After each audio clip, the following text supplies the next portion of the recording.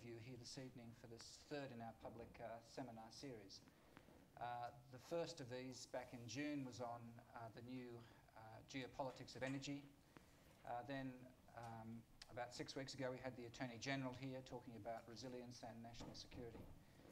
And this evening we're focusing on serious and organised crime and the question of whether it is a national security issue.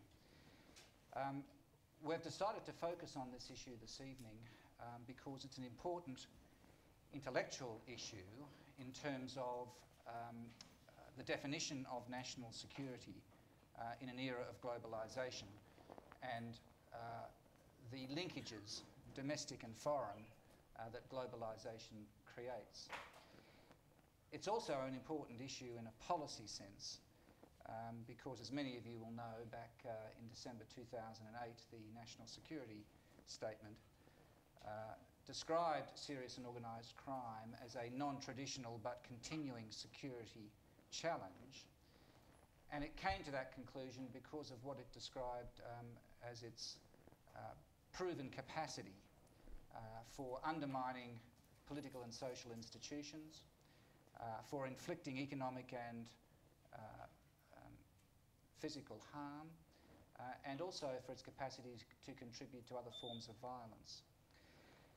If that description is accurate, then it's got very important consequences in a policy sense in a number of areas, particularly for relations between the Commonwealth and the states, for the flow of information, for intelligence structures, and for working cultures in this area of the interface between national security and serious and organised crime.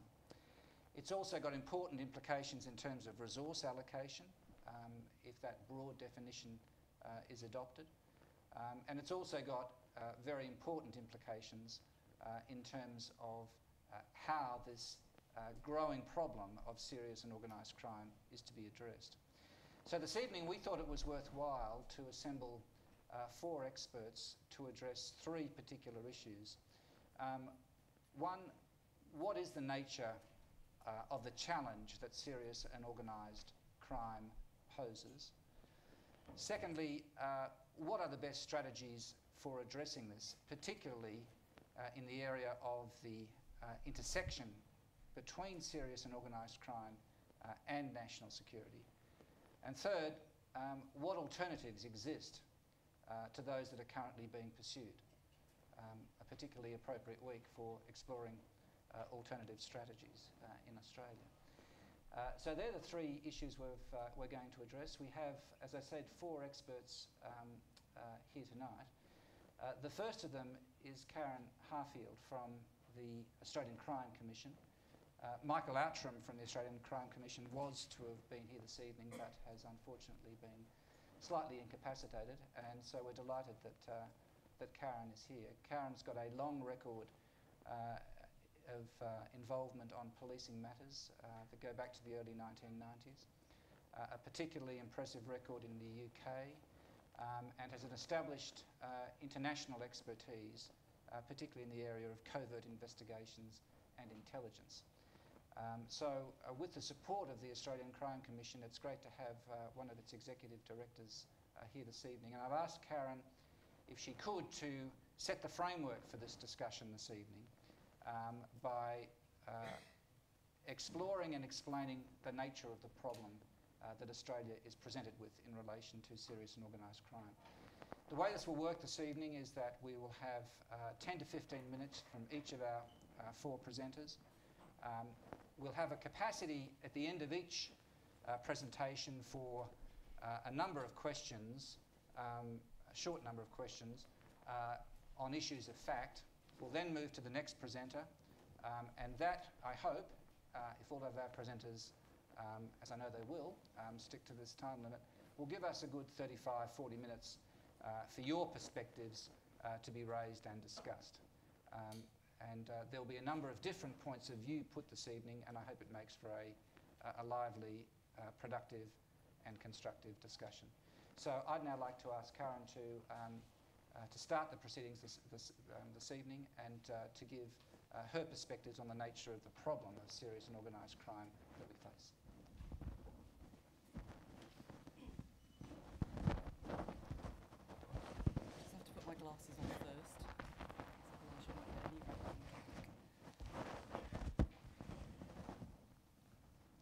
I would just like to say thank you for giving me the opportunity to speak this evening. It is a particularly important topic and one very dear to my heart. I'd like to take a few moments just to outline some findings of both the ACC and other organisations about the nature, scope and impact of serious and organised crime. But I thought it might be useful just initially to look at a couple of definitions. In 1986, the US President's Commission on Organised Crime included characteristics for entities engaging in organised crime, and it stated, "The characteristics which must be evident concurrently are continuity, structure, criminality, violence, membership based on a common denominator, a willingness to corrupt, and a power-profit goal." In 2000, the United Nations Convention Against Transnational Organised Crime, Article 2, defines an organised crime group as a structured group of 3 or more persons existing for a period of time and acting in concert with the aim of committing one or more serious crimes or offences in accordance with this convention in order to obtain directly material benefit. In 2008, the European Union revisited its definition to conclude a criminal organisation means a structured association established over a period of time of more than 2 persons acting in concert with a view to committing offences which are punishable by deprivation of liberty of at least 4 years or a more serious penalty. As you can hear, they aren't consistent, and I'll return to the importance of definition at the end. But maybe just going back to the nature of serious and organised crime. Organised crime is motivated by profit and power. It is just as diversified as legitimate business. It spans a wide range of activity across a broad range of sectors. It can range from the highly visible violence, which we saw at Sydney Airport last year, to drug importation, fraud and high-level offshore tax evasion. Approximately 50% of serious and organised crime criminal market in Australia is dominated by drugs. Other markets include money laundering, fraud, firearms and high-tech cybercrime. Organised crime blends criminal activity and legitimate business structures and processes, and it operates through the corruption of public and private officials. Money laundering, in particular, provides the fuel for criminals to perpetuate other serious criminal activities. By tracking money trails, we are better able to identify those high-risk targets that pose the greatest harm to the economy and communities. A recent operation in Victoria led to the dismantling of a highly resilient organised crime network with the seizure of over $5 million in cash and over $20 million of assets in the form of commercial and residential real estate. As a result of arrests, charges and seizure of assets, it can create a durable impact on high-risk crime groups. We estimate that organised crime costs this country in the order of $15 billion each year. At least $6 billion of this is sent offshore. International estimates place the cost of organised crime for most Western countries between 1 and 2% of GDP, but other estimates are higher. In addition to the cost of law enforcement efforts, there are also the costs associated with managing social harms, the loss of legitimate business, and taxation revenue. The activities of serious and organised crime compromise health, safety and well-being of individuals and communities. The United Nations Office on Drugs and Crime report, which was released on the 17th of June 2010, states that organised crime has diversified, gone global, and reached macroeconomic proportions. Illicit goods are sourced from one continent, trafficked across another, and marketed in a third. In terms of global reach, penetration and impact, organised crime has become a threat affecting all states. In his preface to this report, the United Nations ODC Executive Director, Antonio Maria Costa, commented, "Since crime has gone global, purely national responses are inadequate as they displace the problem from one country to another. We are seeing organised crime move away from traditional methodologies, hierarchical structures, and symbols of force to more flexible, loosely associated and entrepreneurial networks. These networks bring together groups and individuals with differing roles and involvement, and generally involve individuals of different ethnicities, skill sets, and criminal interests. Some groups form together for a short period of time for specific activities, others are more enduring. They have the capacity to expand their operations quickly, both domestically and internationally, to meet the changes in demand in specific crime markets and exploit opportunities and avoid detection. Consistent with global trends, criminal groups are adapting business practice and methodologies that enable them to be flexible and sophisticated in their operations. Organised criminals are increasingly making use of professional facilitators and service providers such as migration agents, lawyers, financial advisors, accountants, and computer experts. These help carry out their activities. It poses a significant challenge for law enforcement and other agencies. The distinction between licit and illicit activity can be difficult to discern.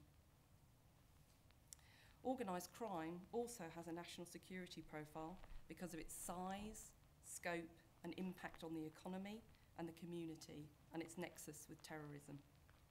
Despite having different motives and objectives, criminal groups and terrorist groups exploit similar vulnerabilities and employ similar methodologies to perpetrate their activities.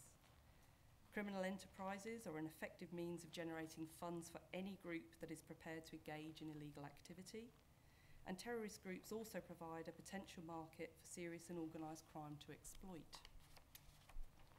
Internationally, terrorists have been known to fund their activities and facilitate their objectives through serious and organised criminality. For example, the Madrid bombings were found to be financed by drug trafficking. The threat posed by serious and organised crime to Australia is real, present, and pervasive. So in defining the problem of serious and organised crime, we must be careful to ensure that it clarifies the issues, but does not limit our solutions. We must continually explore opportunities to collaborate and protect communities from the serious harm it causes. Thanks, Karen. There's an opportunity if anybody has any issues of fact or any particular questions they'd like to direct to Karen now to do so for a few minutes, or if there's not, we can save them to the end and move on. Is there anything that anyone would like to ask now? Okay, thanks very much, Karen. I think that sets the scene very well. I'd now like to turn to John McFarlane. John has had a distinguished and long career as an official and as an academic, which has established his reputation as one of Australia's leading thinkers in terms of the interaction between national security issues and serious and organised crime. He had a long career with the Australian Federal Police over 2 decades, more than 2 decades, including performing the role of Director of Intelligence and working in the office of the Commissioner. As an academic, he's worked at a number of universities, including the University of New South Wales, Macquarie University, and here at the ANU, where he's partly with the Strategic and Defence Studies Centre and partly at the Centre of Excellence in Policing and Security. John's also got an involvement with the Council on Security Cooperation in Asia and the Pacific, CSCAP, and he's been the inaugural Australian co-chair of the CSCAP Working Group on Transnational Crime. So there are a few people with both a practical and an academic knowledge in this area that John brings. So it's a great pleasure to have him here this evening, and I've asked John to, in a way, present the case for this connection between serious and organised crime and national security issues against the background that Karen has painted. John.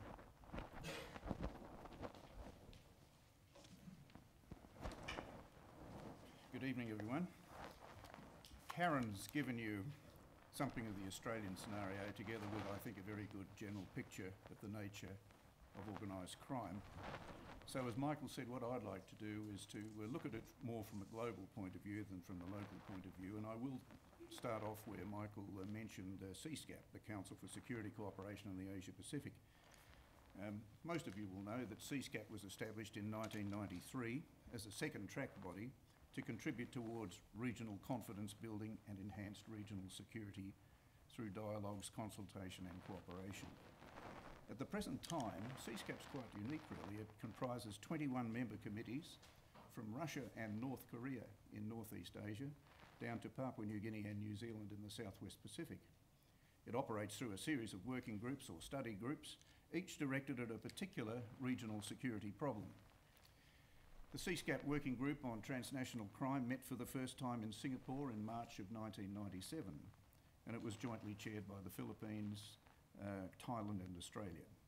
At that time, 14 member committees were represented, and we discussed, agreed on and prioritised 19 different crime types, which to a greater or lesser extent impacted on the national interests of all the countries represented and provided a working program for the future activities of the working group.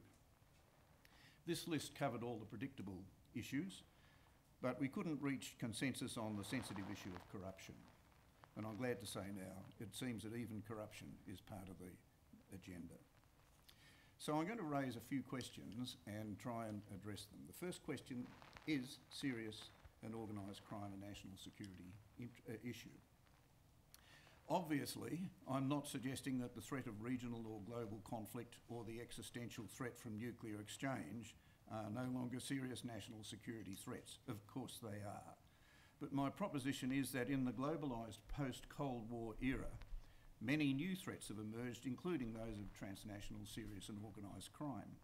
The national security agenda is now more diverse and complicated than it was in the Cold War days, and the new and old threats frequently interact with each other.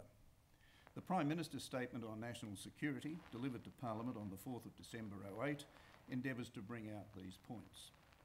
Also, I'm not suggesting that all serious and organised crime issues are of national security significance,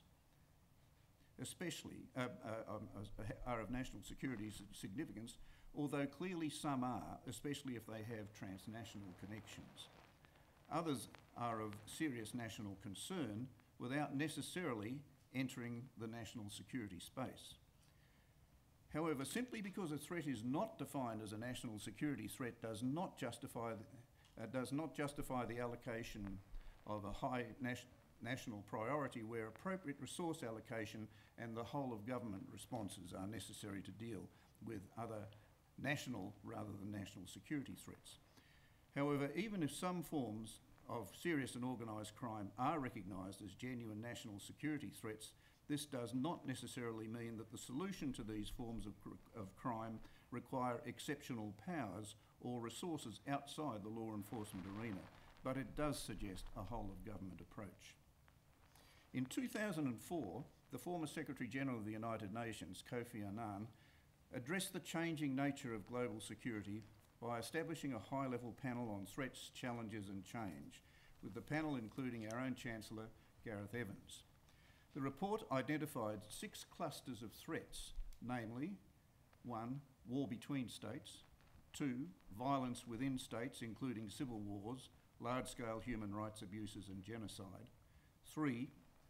Poverty, infectious disease and environmental degradation, 4. The proliferation of nuclear, radiological, chemical and biological weapons, 5. Terrorism, and 6. Transnational organised crime.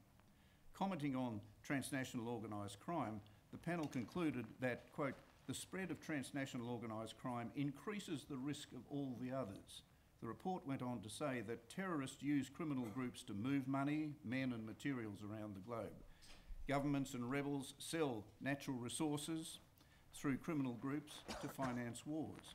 States' capacity to establish the rule of law is weakened by corruption. Combating organised crime is essential for helping states build the capacity to exercise their sovereign responsibilities and in combating the hideous trade in human beings. The second question is, how can we assess serious and organised crime activity in terms of the national security agenda? One approach might be to run it against the criteria developed by the British academic Professor Barry Buzan, the author of the pivotal post-Cold War study, People, States and Fear, an agenda for international security in the post-Cold War era. Buzan used the nation-state as his referent object, or focal point, and commented that the domination of the concept of security by the idea of national security and the militarised interpretation of security is excessively narrow and hollow, adding that a more convincing explanation lies in the real scope for overlap between security and the concept of power under conditions of acute confrontation. To understand the threat posed by transnational serious and organised crime, we need to consider not only the national security implications, but also the influence and power exercised by such groups in Australia and globally. Because as Karen said, crime is all about money and power. Buzan's contribution to the security debate was to consider the security impact on the state in 5 security sectors: military, political, economic, environmental and societal. What I'd like to do now is to briefly consider the impact of transnational serious and organised crime across 3 of these 5 sectors at the global level, where it's clear that national security interests are challenged. Firstly, military. Let me give you 4 brief examples. 1, the concept of narco-terrorism, where funds generated by narcotics or other criminal activities are used to support insurgencies or terrorism, as is apparent in Afghanistan, Iraq, Burma, Colombia, and so on. 2, the problem of extreme violence used by criminal cartels against each other and against local security forces, as is now occurring in Mexico, where some 23,000 lives have been lost over the last 3 years, often in the most brutal of circumstances. 3, the criminal activities of the Pakistani nuclear proliferator, Dr. A.Q. Khan, and his international network.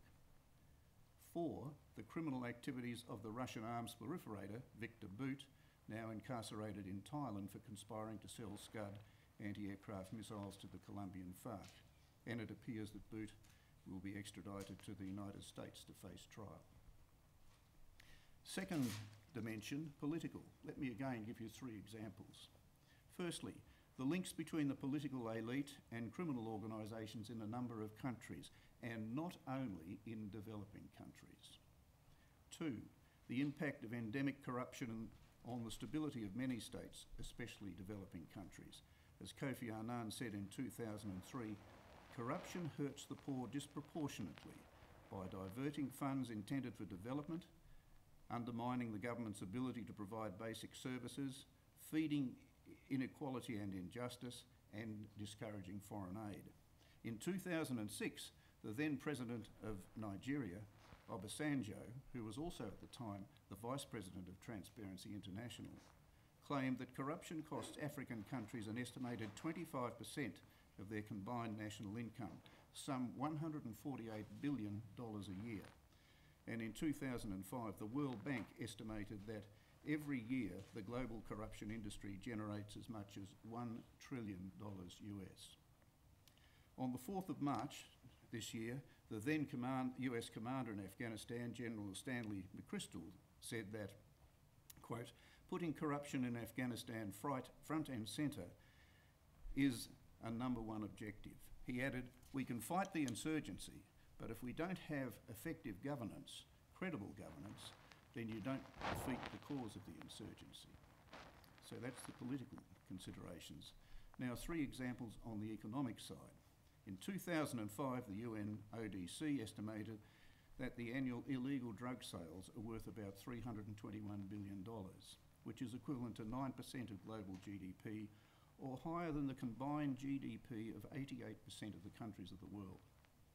This figure is roughly the same as that estimated by the G7 and the CIA.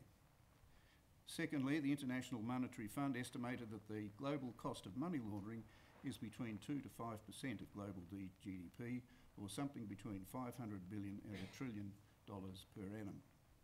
And according to Italian law enforcement authorities, organised crime in Italy is estimated to generate about $128 billion a year, or 7% of the Italian GDP. Now, these may be rubbery figures. It's very hard to be confident in the precision of them.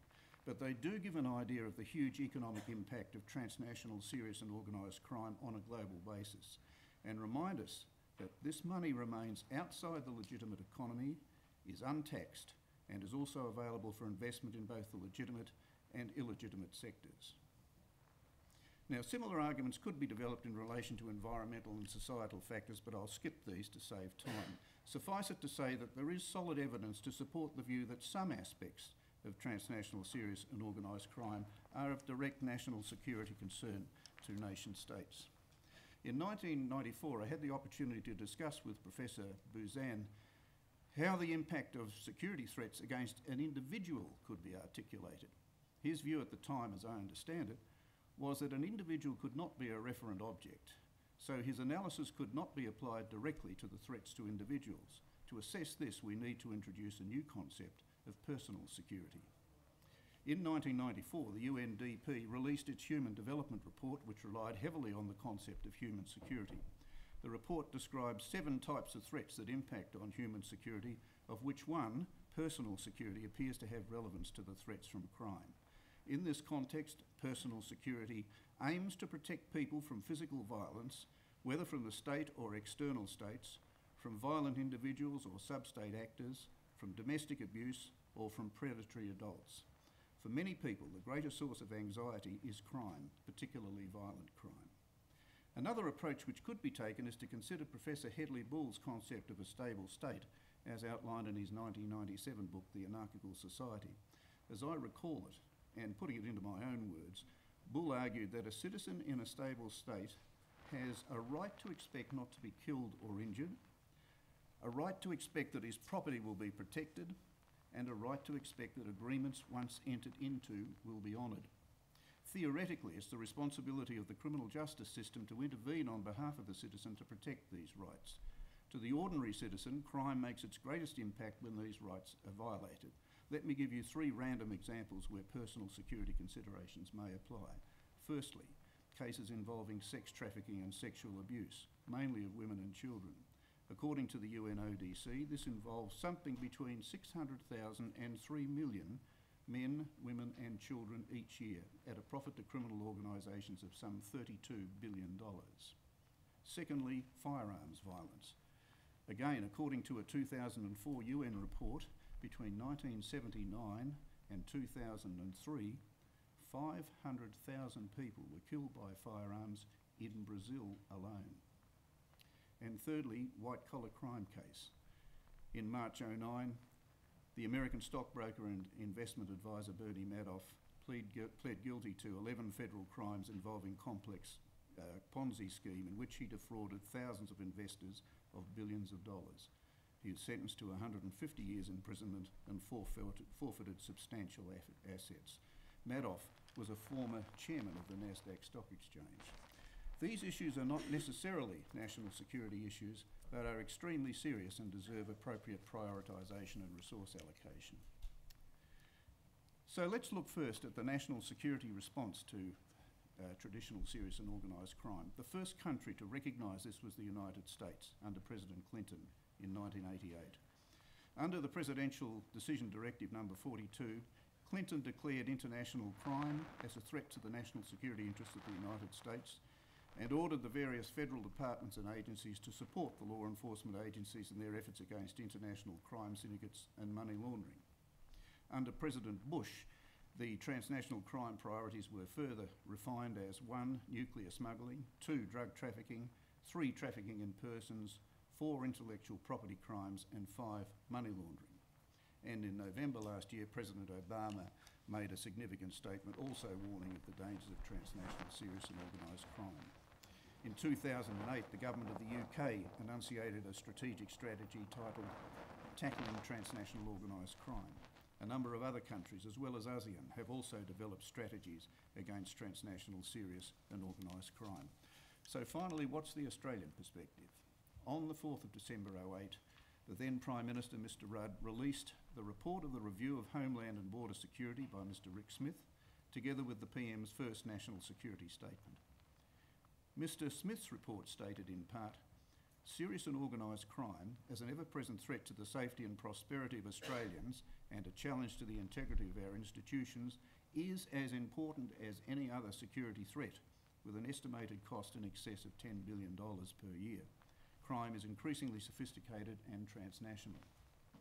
And finally, in his National Security Statement, Mr Rudd stated, transnational crime, such as trafficking in persons, drugs and arms, people smuggling and the illegal exploitation of resources, will remain a continuing challenge.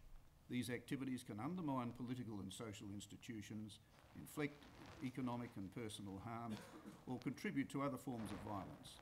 Organised crime, more broadly, is a growing concern for Australia, one the government is determined to combat. And last year, as a follow-up to the Prime Minister's first National Security Statement, the Attorney-General released the Commonwealth Organised Crime Strategic Framework, which outlined the Commonwealth's response to the threat posed by transnational serious and organised crime. In his covering statement, the Attorney-General formally confirmed the government's view that organised crime is now recognised as an issue of national security. Thanks very much, John. Are there any particular issues that anybody would like to take up here on issues of fact, or any other specific issue, or we'll keep them till later? John, thank you very much. Tremendous. That's a very powerful set of propositions and facts.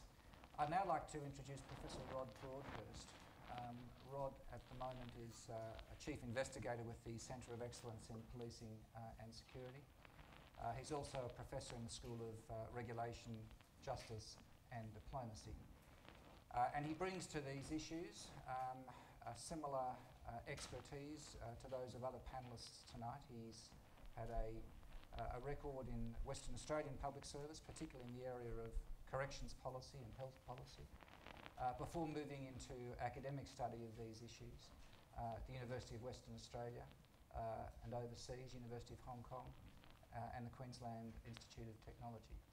In addition, Rod's done a lot of work with the United Nations in terms of the study of crime, particularly in Asia, and he has a series of publications and a record of research that's extraordinarily impressive in this area. I've asked Rod this evening to look at some of the arguments and some of the problems associated with linking national security and serious transnational crime. Some of this, I'm sure, will be devil's advocate, some of it will be otherwise, but I think it's important that we hear the case to the contrary in as powerful a way as we've heard it for the affirmative, and I'd now ask Rod to make his presentation.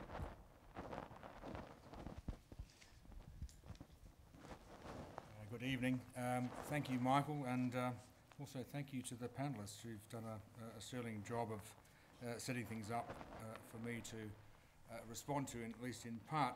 I know that they're passionate about bringing the harms of the underworld to the attention of policymakers and to the security public safety community. There has been, of course, a welcome shift, I think, in national security policy since the 2008 statement by the former Prime Minister. That incorporated more broadly what we call non-traditional security issues, and of course raised the issue of organised and transnational crime as highly relevant to national security. Human security, more broadly defined, was on the agenda, and hardly, at least from my point of view, controversial. From the, if I can use the term, low policing perspective of someone like me, a field criminologist, this seems about as unremarkable and as overdue as recognising that violations of human rights are just as important as the most gross violations that occur in our world. everyday challenges that, if you like, that require us to improve the safety of our communities and those individuals are at risk of violence or harm. So from my perspective, from the small to the big, you don't get safe places unless you work on the little things as well. Several years ago, Rudolph Giuliani made the point very simply, I felt, but very apt in countries with federal constitutions. It's about time law enforcement got as organised crime. And I think that's absolutely true. My role in today's conversation is to present the contrary alternative view about the gravity of organised crime. That is, that serious and organised crime is not a national security issue. While I can see that that's an issue worthy of discussion and debate, does it really threaten national security in Australia? It may be in Australia's interest to monitor and address organised crime abroad and at home especially, and I think Karen's given a very good list of reasons as to why we should, particularly as these activities challenge revenue protection and often seek to gain advantage through corruption. But by itself, these activities do not justify the securitisation, if I can use that rather ugly word, of local crime and the broadening of policing past the point where ancient rights are weakened. For example, the right to remain silent, habeas corpus, to associate freely, even if you are a bikie, the assumption of innocence, the absence of degrading forms of interrogation or detention, the drift towards coercive interviews, and so on. These have all become rights subject to modification under special circumstances. I do, however, believe that some transnational forms of organised crime, especially in our region, that impact on the environment and governments are potentially very serious threats to our neighbours and to us, since we, after all, live in an interdependent world, what the sociologists sometimes called communities of shared fate. The problem may be that we actually don't acknowledge that the opium farmers in Burma and Afghanistan actually do share a fate with us. They need to put food on their tables for their children, and that selling these sorts of products, opium, through compradors to put them in our noses and up our veins and so on, is some means of survival. Although I should note that Colin Chin has done some fantastic field work in Burma, shows that these very same farmers are actually really slaves to the various warlords that rule those badlands. I don't think organised crime is a clear and present danger, to use that awful American term. Certainly not one that justifies special measures. Organised crime constitutes a group or network of persons that functions largely as a persistent conspiracy that attempts to profit from breaking the law. The networks may involve all sorts of people, as I think Karen was making out earlier, from all social classes and professions. Delinquent professionals are indeed abound in modern-day organised crime. We should be concerned, I think, about the increased blurring of the roles of what we sometimes call high and low policing. While some benefits may arise from that overlap, I would argue that it's, in my opinion, it's dubious to expect, highly dubious to expect that national security measures would add to public confidence in policing and the criminal justice system. In fact, there is a high risk, I think, that it may actually undermine such confidence and the great efficiencies that go with modern-day policing. And just a brief aside very quickly, when you pick up the telephone or when you see a group of kids outside your door or outside your home making a noise or a racket or causing trouble, you can often say, look, if you don't go away, I'm going to call the police. And remarkably, perhaps not as much as they used in the old days, I guess, those kids might break up and leave because they know that when you ring up the police, they're likely to turn up. Now, in many jurisdictions that's not true. So the point there really is that you get massive efficiencies when there's a perception that when you do that, something's going to happen. So confidence in the police, like almost the manipulation, excuse me, I do need a little bit of water. Must be a little bit nervous with such a distinguished audience. Or perhaps I'm galloping too fast, as I feel that I am. So look, there's some really important symbolic values here that we can't just discard lightly. We have to really weigh it up, and this is give you a very simple example. I mean, the devious old bugger Edgar Hoover, if I can be so rude, perhaps fortunately he's dead, and the FBI, which, should I be rude twice in a row? Perhaps I wouldn't be. Sometimes called famous but incompetent, but I'm not to be quoted. He rallied very, very happily around the idea of getting Hollywood on side, didn't he? Because, you know, FBI agents never made a mistake. They were a bit like Mounties. They always got their man. They always obeyed the law. They never raised their voice at suspects, etc. So I do think, in a sense, to sum it up very, very quickly, what I'm saying here is that the minimum test, I think, is that such extreme measures, the deployment of our usual national security agencies, should at least not undermine support and confidence in the rule of law. And I'm reminded of an old Sicilian expression, actually. It's always sort of seemed very apt to me, and perhaps it's a better motto for politicians these days. The idea, anyway, it goes like this: trusting is good, but not trusting is better. And I think, again, in relation to national security influence, I think that's a relevant point to take into account. Okay, while there is some convergence, I agree with our earlier speakers, between terrorism and organised crime, this is largely instrumental and for the most part likely to lie within the sphere of transnational crime. Much has been said about this link, but the evidence actually I think is rather slender. But one that also needs to recognise, I think, the role of what we would call crime hubs, the broad and diverse macro criminal networks that actually do operate in our societies, in all sorts of societies. So in some of these trusted criminal networks, a micro-criminal network might overlap with the terrorist one. And it was interesting, Karen gave the example of the Madrid bombings and picked out of that was convergence.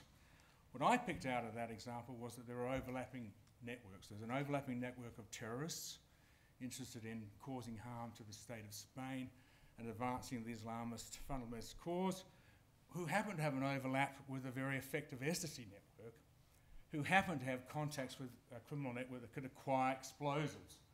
So it was these overlapping networks of criminal actors that allowed those two things to come together. So the convergence in that sense was highly instrumental, and therefore not, in a sense, with all due respect to all of you here involved in national security and policing, that you might easily anticipate and prevent. My position is one, as Michael kindly acknowledged, that of the devil's advocate. But in my case, I hope with some aid from the angels, I really am sceptical about the need to deploy our conventional security assets in the suppression of crime. Although some well-known persons of interest would be very chilled by the advent of a sustained campaign of suppression, tackling the whole of the criminal collective, by well-resourced and equipped, legally and otherwise, national agencies whose combined resources could be highly disruptive, even so, such a campaign might be one that might be weathered by downsizing, patience, and some carefully targeted corruption. Anyway, I want to offer 5 very general reasons for arguing that crime is not a national security issue, and these are: 1, a dangerous distraction. There's a risk of mission creep. Who's really in charge? What is serious and organised crime after all? Who chooses what harms count? And finally, exceptionalism and urgency. Now, if we can just address those 5 points very, very quickly, I'm conscious I've got to move on in terms of time. Well, I'm going to channel very briefly some of our best national security people. I mean, we can't afford to take our eyes off the real threats such as North Korea, who's going to be the next Kim III, whatever. Mission creep, some quick examples. The US Patriot Act, introduced in 2002, I think, or early 2002, to address the Counter-Terrorism Act. 2006 wasn't repealed, it was extended to include drugs of all kind. Who's in charge? Who really is in charge? I think this is a question of who takes point here. Often, there's many examples, I think, of confusion arising between intelligence and prosecution aims. The goals are often different and at odds. A good example would be for example, not that ever occurs here, of course, but in the United States, between the CIA and the FBI. What is serious and organised crime? Look, I think that's, again, a pretty important issue. Who decides? There are lots of different things that, as John and others have pointed out, which can constitute a serious threat to the state. Pandemics, but also white-collar crime. We tend to underestimate white-collar crime. I mean, of course, there's quite a few famous names that pop up, but how many of us remember the names of the HIH insurance fraudsters? Very few of us. Finally, exceptionalism and urgency. Often the argument is pitched as a choice between freedom or security. Security trumps freedom, and freedom can return once things are normal. I really do think this ends up mixing up ends and means. I don't think there is a real dichotomy here, other than one confected to insert alarm and to garner resources. So let me just move on to quickly finish, I think, to wrap up my sort of principal arguments. Of course, Laura Donoghue and others have, particularly her in her book, The Cost of Counter-Terrorism, has outlined many of these sorts of kinds of costs. But let's just, in conclusion, reflect on one of the sort of broader issues that I think is pretty vital to all of us in issues of crime control.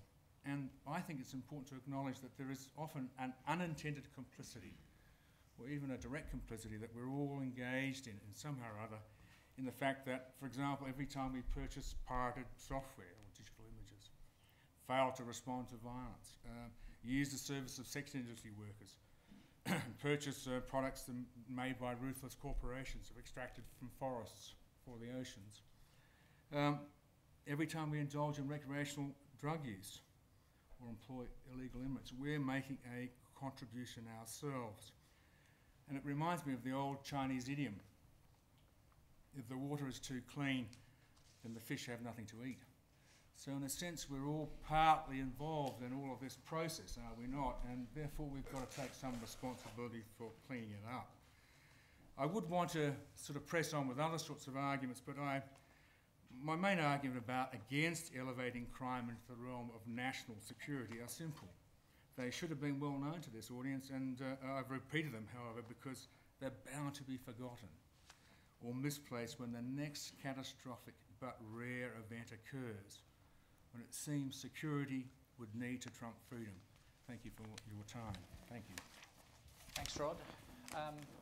Would anybody like to raise any issues now, or we leave them till later? I think. Thanks, Rod. That was great. Okay. I'd now like to finally introduce the fourth of our panellists, Professor Adam Grakar. Adam has got a number of hats at the moment.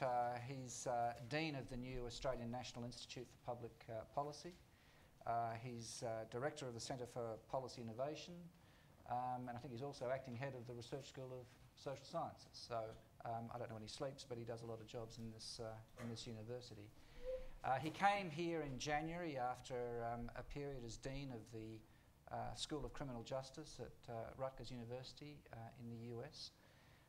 He's also had extensive academic experience elsewhere, the University of New South Wales, Flinders University, and a raft of visiting academic positions at universities including Yale, Berkeley, London, Singapore, Hong Kong, and elsewhere.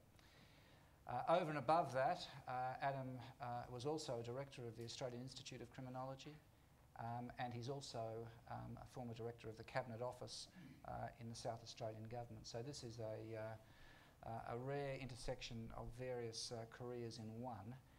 And I've asked Adam this evening to have the easy job of trying to pull the various strands of this debate that we've heard this evening together before we open up for general discussion. So, Professor Adam Grakar. Thank you, Michael. Hello, everybody. Here I am, and I don't know the answer.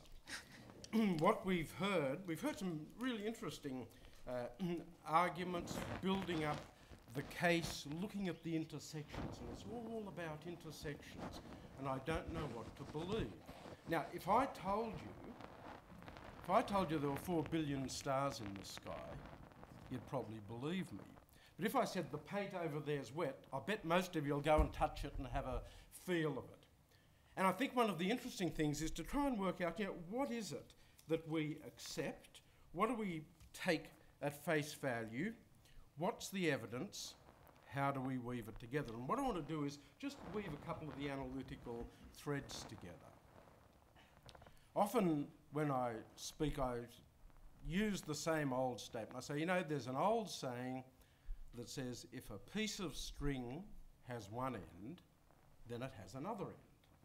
And our task, I suppose, is to work out whether the piece of string from organised crime goes to national security, or whether it's from national security to organised crime, or whether it's just too complex and convoluted, too frayed, too frazzled.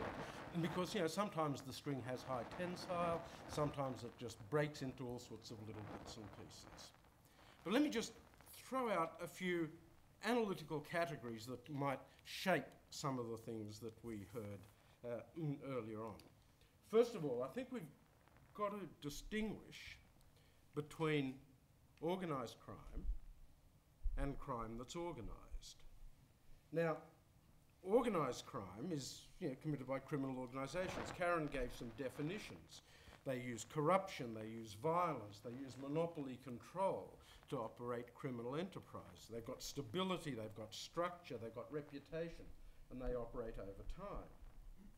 But she also said, when you get 3 or 4 guys that come together and they do something that might end up with 4 years in the slammer, they might be organised, but have they got that, long-term structure? Now, in the United States, if you read the literature about organised crime in the United States, when you look at the way they've run Las Vegas and the Teamsters Union in New York and, activities in New Jersey, what they're interested in, if you start to list it, interested in money, they're interested in status, and money, and power, and money, and booze, and money, and sex, But let me tell you, most of the organised crime figures are real patriotic Americans. They'd be appalled at any threat to national security. They won't pay their taxes, they'll bump off their rivals, they'll buy politicians. But wow, if anybody wanted to, bomb the World Trade Center, they'd be the first there to say to Rudy Giuliani, hey, you go after these guys, you stop them. And if you think back into history, the New York Mafia offered, during World War II, offered to do a hit on Benito Mussolini because he was threatening American activities. The Florida Mafia offered, to get rid of Fidel Castro. These were patriotic Americans. No threat to national security here. They wanted to make sure the political system was much the same. They wanted to make sure the politicians they bought stayed bought. And, they're good patriotic Americans. Whereas on the other hand, crime that's organised is much more free-floating. There are different networks, different networks of enterprising criminal entrepreneurs that might be interested in money, lifestyle, that come together and then might dissipate. But if we stop for a moment and think of what do terrorists want? What are their goals? If you think of that as the underpinning nature, a real big, broad question. What do they want to do? They want to cause as much destruction and death as possible. They want to create a climate of fear. They want media sensation. They want to disrupt everyday life. They want to disrupt specific activities, demoralise security forces, eliminate offensive icons, humiliate government, get governments to overreact. But when you think of, and there are motives, there are activities, there are the motivations in some cases are very different.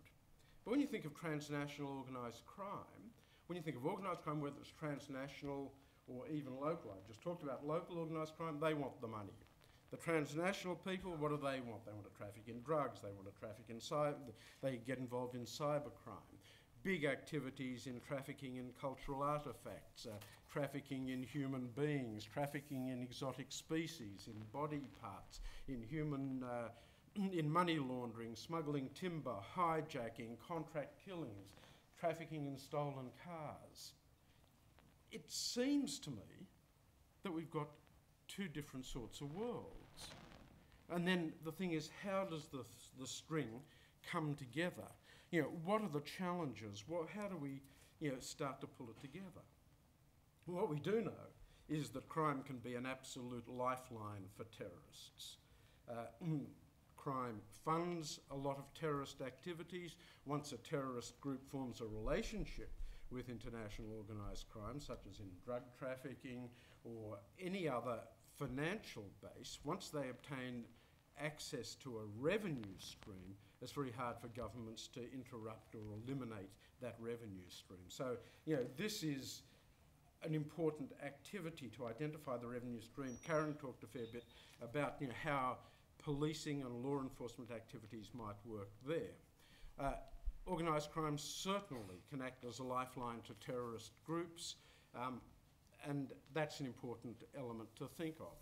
But the consensus of some of the reports recently coming out of Ditchley, coming out of the United States Department of Justice, seem to think that the linkage of international crime and terrorism was a bit overdone, because there's not a lot of evidence of systematic cooperation between terrorist cells and international organised crime, because the motives, in many ways, are really quite distinct.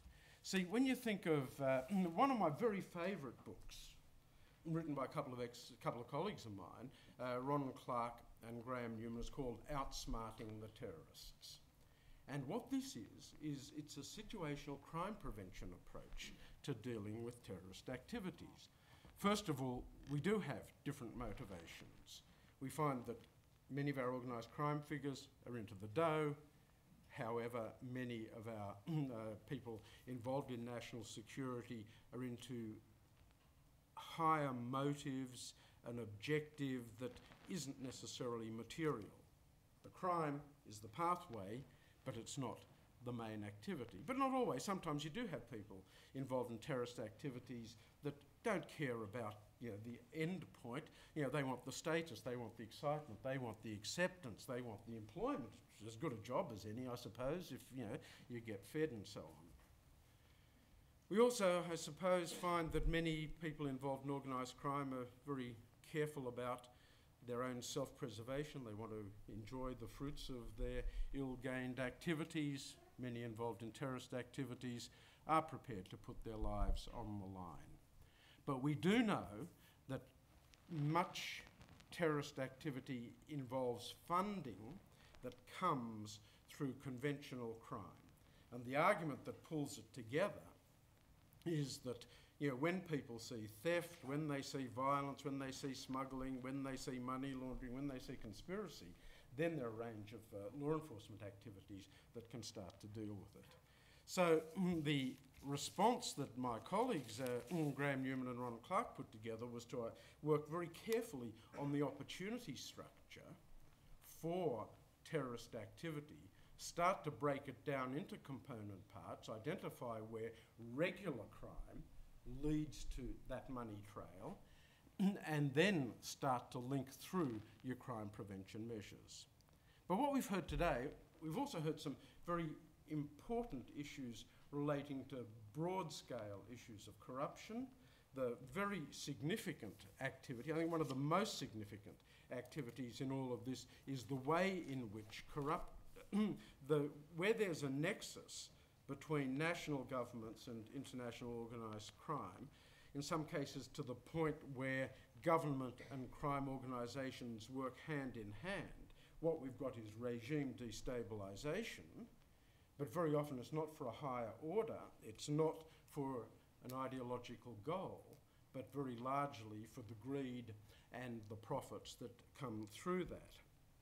Corruption certainly subverts the institutions of certain countries. The erosion of governance is in parts of West Africa, Central America, are clearly due to corruption, and as we heard also, there's a significant economic threat from international organised crime. Economic growth in the immediate future is expected to be concentrated in emerging states. They're particularly vulnerable to international organised crime. A lot of Western businesses have to deal with that area. And what ties all of this together are a whole range of issues of corruption.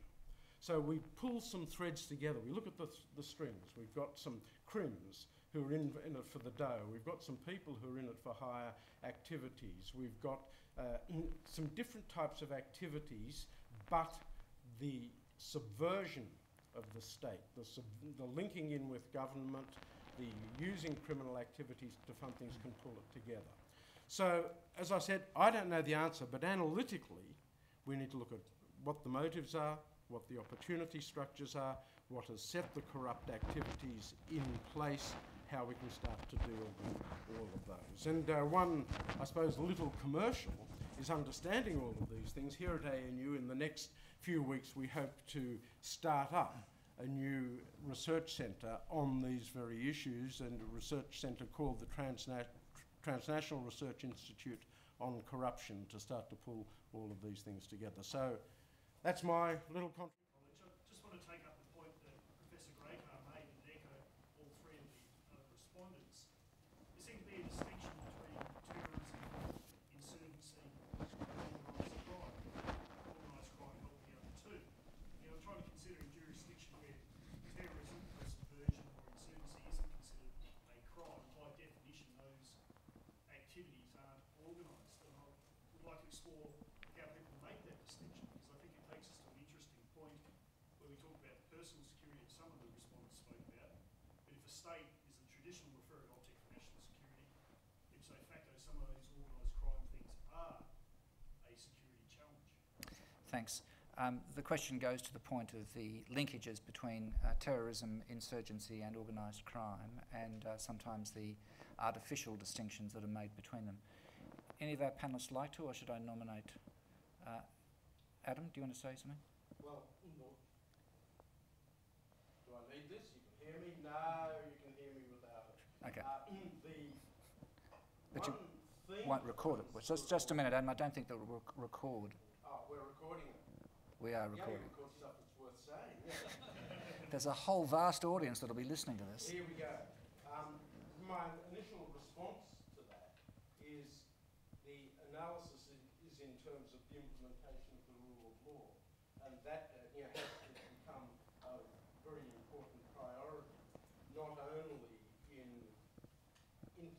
national activities, but through a range of international treaties, the underpinning of the United Nations Transnational Organised Crime Treaty, elements of the United Nations Convention Against Corruption. The thread is the implementation of the rule of law, bringing together the interventions that promote rule of law, and in that way, whether it's a terrorist activity, a criminal activity, an organised crime activity, the law has an important role to play. Many states, of course, don't have the capacity, and so the international organisations have that capacity building exercise. But to me, that's one of the important ways through it. Thank you. Yes. Captain Lushenko, Graduate Studies International Affairs. Contextualized against Iraq and Afghanistan is certainly an important issue. In Iraq, remember targeting smuggling networks on the Syrian border that funded terrorist networks, and Afghanistan was just the same with illegal timber trafficking and opium fields. And it's fair to say that while we were targeting the insurgency, we were also targeting organized crime. And I think it was appropriate that some of those famous but incompetent people were doing that. So my question is, as we move into an era of persistent conflict, what is the mission of our militaries when that era is categorized by missions like Haiti or missions in India? Thank you. The question goes to the illegal activities that fund many of the problems in Iraq and Afghanistan, and the role of the military in those conflict situations in addressing criminal activity. I might take it up since I obviously inadvertently insulted you, sir. Surely accidental. But you do raise a really good point, I think, and one that I did want to raise myself. I mean, what is the point of the quote-unquote war in Afghanistan if it's not indeed a police action? If it's a police action, why do we need political necessity and so on? So I guess you are really tying up a very important question, which goes back to Adams and others that have been obviously came up. How do we define these things? I mean, the traditional chronological explanation is that, of course, it's defined by political decisions. Crime is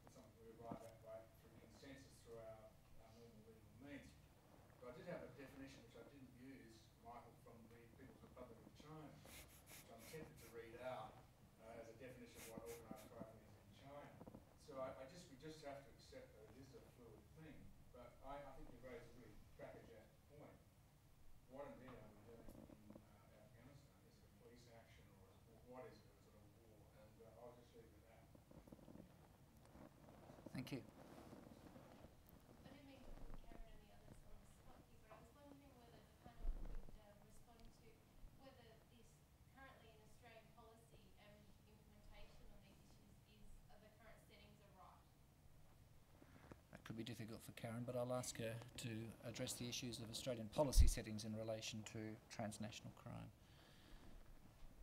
I think the issue from, an organisational perspective, such as the Australian Crime Commission, it is one of really understanding threat and risk, and therefore ultimately the harms that are caused.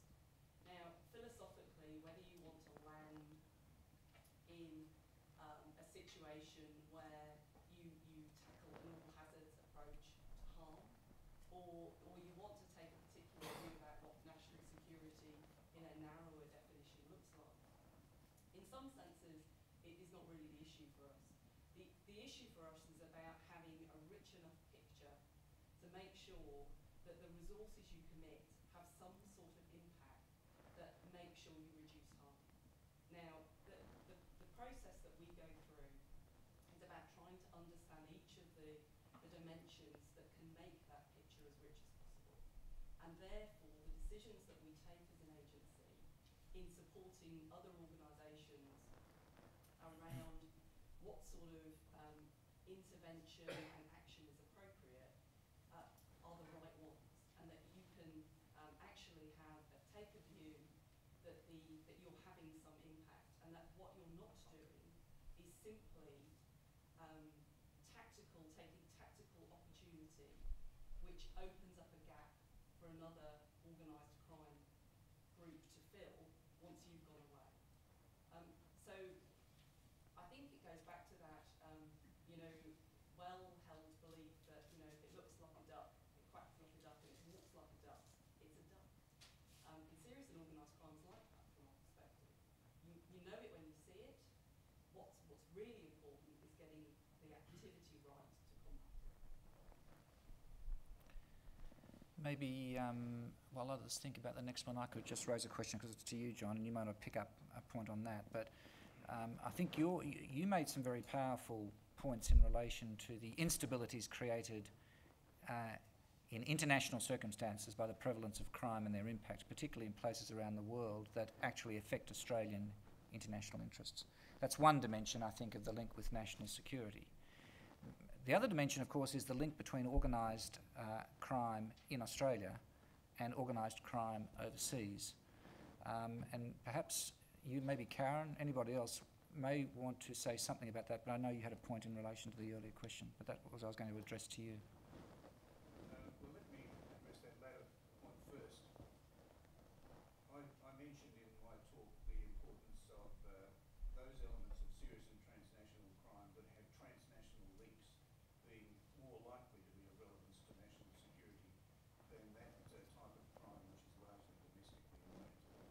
And what Karen said was a very good formula for dealing with the harm and the difficulties that each particular crime type or organisation presents to us.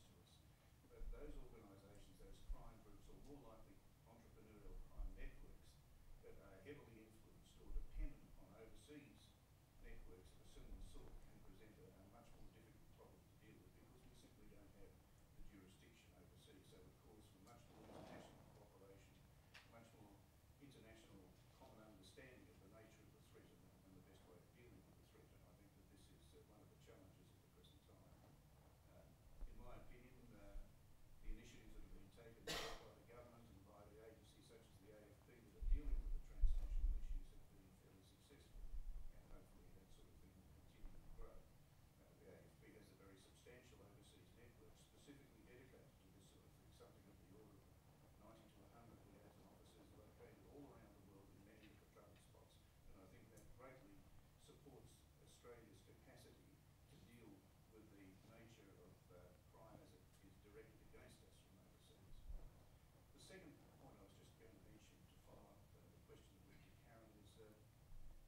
that definition of security, how do you define security? And I think that the point that Suzanne made is a really important issue, and that is there is a sort of psychological predetermination in many people's minds that security isn't really security unless it's national security, and that somehow or other national security isn't really security unless it's militarised.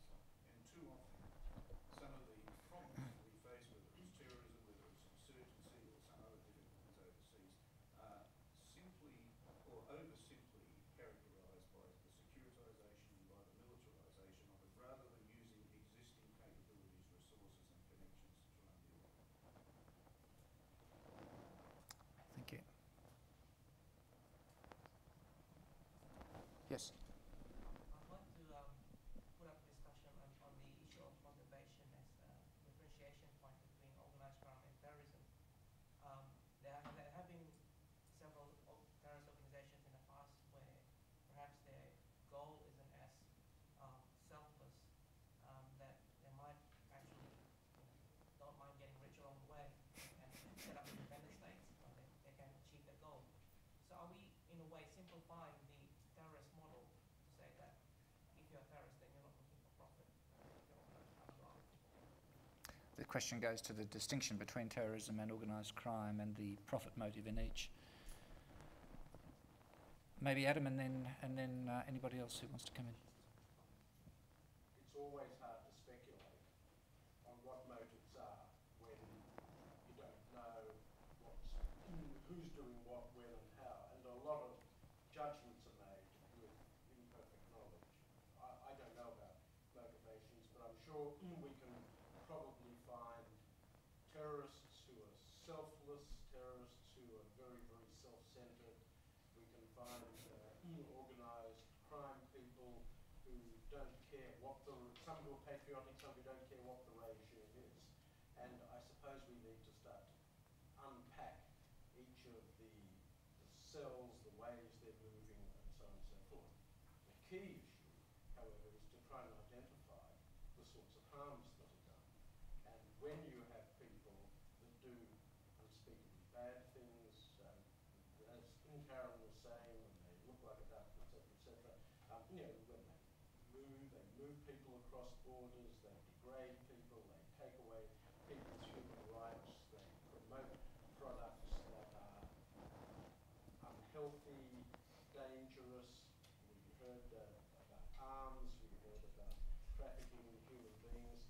The focus is on the people that transgress the law and transgress people's rights. And motives probably don't come into it very much unless you're doing a different type of analysis. I just want to make a very quick observation, just to be slightly warmer here. I'm actually not worried about ones that look like a duck. It's the one that looks like us that's all more. So your question, I think, actually partly goes to that point. You do talk a lot about businesses come about, so-called brain businesses. That is illicit enterprises that kind of do a bit of stuff on the side. And I know in many communities that I've worked in or lived in, that's kind of business, and nobody thinks that's a crime. If there's a profit in it, you lose a bit of money, well, such is life. So I do think the short answer is Adam's, we don't really know. But from a chronological theory point of view, often we don't really care too much about what motivates somebody to be attracted to an opportunity or attractive target in the jargon. What we are also concerned about is whether we've got what we call capable guardians looking after that opportunity or protecting that opportunity. So it's the convergence of those three things that motivate and defend, motivated from what doesn't really matter. Attracted to a target, whether it's the World Trade Organization or your bank account, and whether or not there's somebody competent and able to protect that. And the reality is, I mean, that, I hate to use the old jargon about the thin blue line, but most offenders actually work out pretty quickly that it's all a bit of a sham, that there's a bit of a bubble here, and then when you penetrate it, actually the law enforcement agencies and all the paraphernalia, including our colleagues in national security, actually are all as crackerjack as the TV thinks they are. Pass on to you. And nor do cases get solved in 50 minutes with The forensic evidence always comes straight up. On this question, it's a very good question. In my opinion, a lot of these terrorist campaigns very highly motivated and dedicated and usually well-trained people. The problem, as I see it, when it gets to the other end of the campaign, where the goals are either achieved or nearly achieved, or it's clear that the organisation is simply not going to achieve the outcome that they're looking for.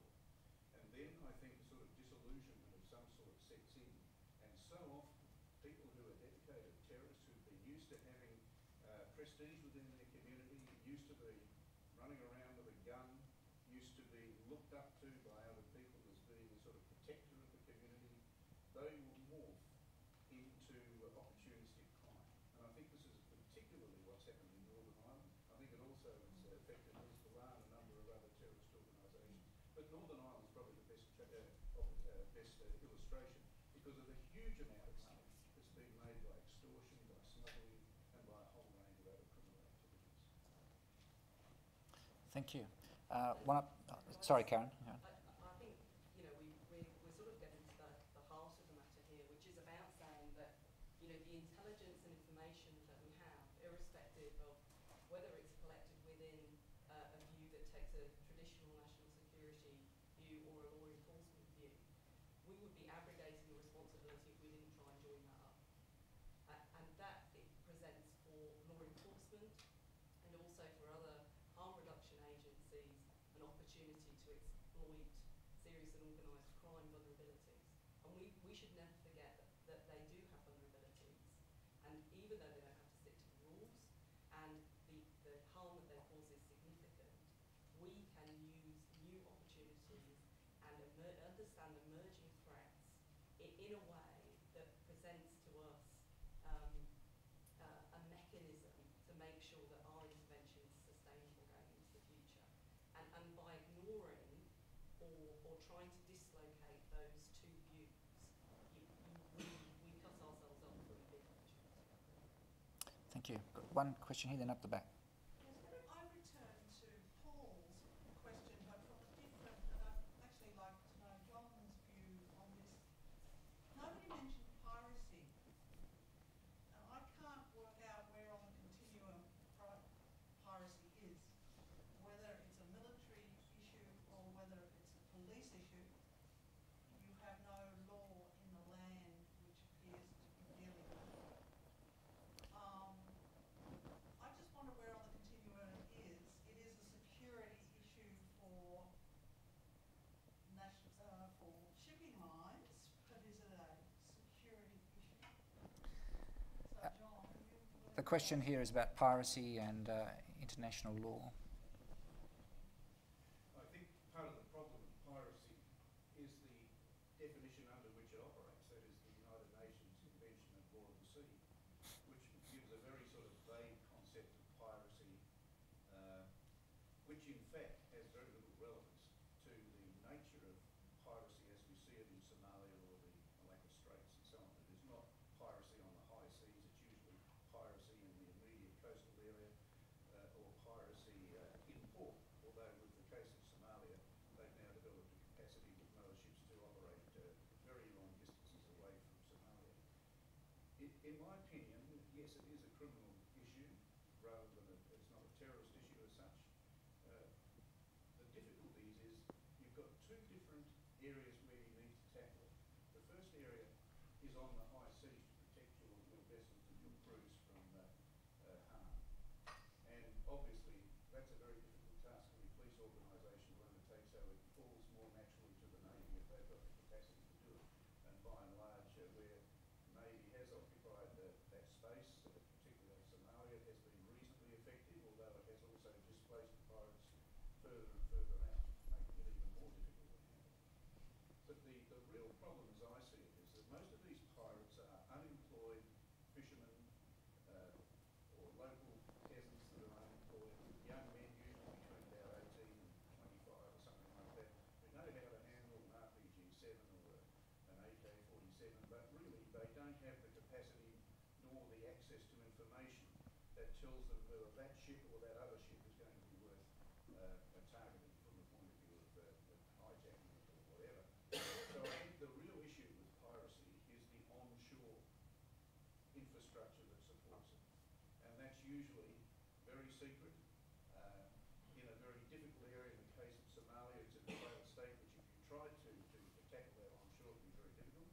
tried to tackle it in some of the back villages in Sumatra, it's probably pretty difficult too, but that's where the real critical issue is, of the people that have the intelligence, have the financial support to be able to afford to give 100 horsepower outboards to these unemployed fishermen, that gives them the capacity to actually operate at sea. And as far as I can see, and we did a review of this a few years ago on behalf of ASCII, I think the big problem with piracy and the lack of capacity to actually deal with it is the difficulty of getting at the infrastructure that supports it onshore and in the big financial hubs like Dubai and the other sort of East African financial centres. Adam, do you? Just to back up what John said, and perhaps add in some slightly different words, what we're talking about is what John raised earlier, and that is the whole issue of failed states. And a very important part of the activity is the international cooperation that can underpin and work against state failure. And this is where corruption is a very, very important part, but here we start to pull a thread together because failed states are vulnerable to a whole range of economic crime, to markets and illicit activities. They generate illicit activities. There's no rule of law. And so one of the important foci on this is to look at the whole area of failed states, and there are many activities in place, and focusing there, you can bring a thread of political leadership, national security issues and crime issues do coalesce. Thank you. Up the back there. Thank you very much for your presentation so far. My name is Simon Henderson. I'm from the Law Council of Australia, and I just have a question touching on some of the issues that Professor Broadhurst has covered. I was wondering if anyone on the panel has a view as to whether the recently introduced Commonwealth legislation on serious and organised crime, Crimes Legislation Amendment Serious and Organised Crime Act number 1 and number 2, strikes the right balance in regards to the protection of civil liberties. And I'm particularly interested in Karen's views, given the increased powers that have been granted to the Australian Crime Commission under these laws. Okay, thank you very much. The question relates to recent Commonwealth legislation on serious and transnational crime and its protection of civil liberties and the adequacy thereof. Karen, do you want to kick off? I think that, obviously it's very important that you make sure you have the appropriate balance of rights. But that balance includes the rights of victims of the horrible laws, as well as people that are involved in committing the criminal acts themselves. So it's important that in the use of any legislative acts, that you make sure that you first understand what it is that you're seeking to achieve, and that the activity that any agency carries out in relation to those is appropriate, necessary and proportionate. And in relation to the acts that you talk about, we take a view in the Crime Commission that those are indeed appropriate. That's a good answer. Rod. Faultless, but I'd probably like to add just a couple of very quick comments, because I think one of the more controversial areas in that legislation was the so-called unexplained law, which I think do really tread this so-called balance between security and freedom rather tightly, especially in the sense that the onus of proof is reversed. The person with the excessive wealth, so to speak, has to, in a sense, prove to the court that it was acquired lawfully. So that is a pretty, I think, a very significant change, although it's been targeted. It does go to my point earlier about one of the things that does worry me about this sort of approach is the drift, older drift, where we get mission creep. Next won't be organised criminals, it'll be some other group of people that we don't like, that we have some problem with. So I guess that's the rub. Where does it stop? And of course the Law Council and others no doubt remain pretty vigilant on these sorts of issues. David. David Conner from National Security College. I want to pick up a point that Karen made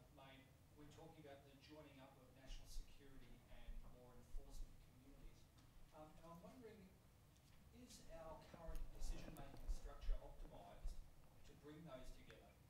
Given that when national security decisions are generally made by the Commonwealth, by the National Security Committee of Cabinet, and really only involve a very small range of actors there.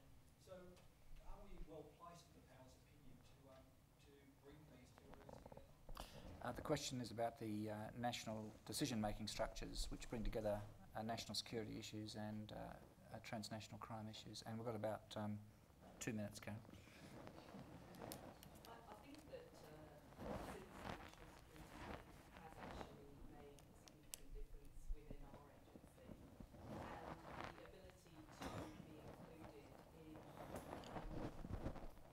the debate and the discourse about where the direction of national security in relation to serious and organised crime is heading has been an important one, and we've been able to take part in that. I think without that national security statement, that type of cross-flow of information and understanding, we wouldn't have been as significant an element in the decision making. So from our perspective, it's been very important, and I think that again that talks about understanding that richness of picture and how that's actually affecting Australian communities, and therefore how you can work together to improve that. And I think certainly in terms of the governance structure that have been put around that, of course, you know, these things aren't perfect, but from our perspective, a significant improvement. Thank you very much. I think we'll have to bring... oh, sorry, John, did you want to say something? Well, I'll just make one quick point, Michael, and that is that it's taken a long time to get the law enforcement agencies into this national security space. I think the key change that's occurred over the last 5 or so years is this concept of the whole of government approach to security problems, where the stovepiping which existed in my time in the AFP seems no longer to be anything like as bad as it was, and there was genuine cooperation across the lines, and I think that certainly is a major step forward. Look, thank you very much. Can I, on behalf of all of those present here this evening, thank our 4 presenters, to John and to Rod and Karen and Adam for laying bare the arguments from all directions and seeing what they're worth, which is really the essence of what the seminar series is about. Can I also say that we have 3 representatives from the ANU and 1 from government here tonight, having worked on both sides of this fence myself. I know, Karen, sometimes the questions are not as easy and the constraints are greater, but I think all of you contributed tremendously this evening to this. It's the first time we've done a public seminar in this format, and I think given the success of this evening, it won't be the last. But I think it is an issue that actually does lend itself to this kind of presentation, so that we can actually lay bare the arguments, even the ones we disagree with, to see what they're worth. So thank you very much for all your contributions this evening.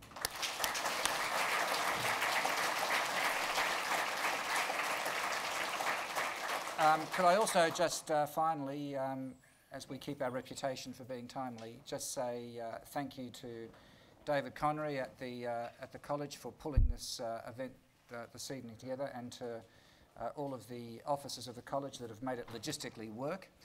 And could I ask you just to keep an eye on our website, which is now very active, for the next in this series, which will occur within the next few weeks. But thank you again very much for your support, and thank you for your interest, and we look forward to seeing you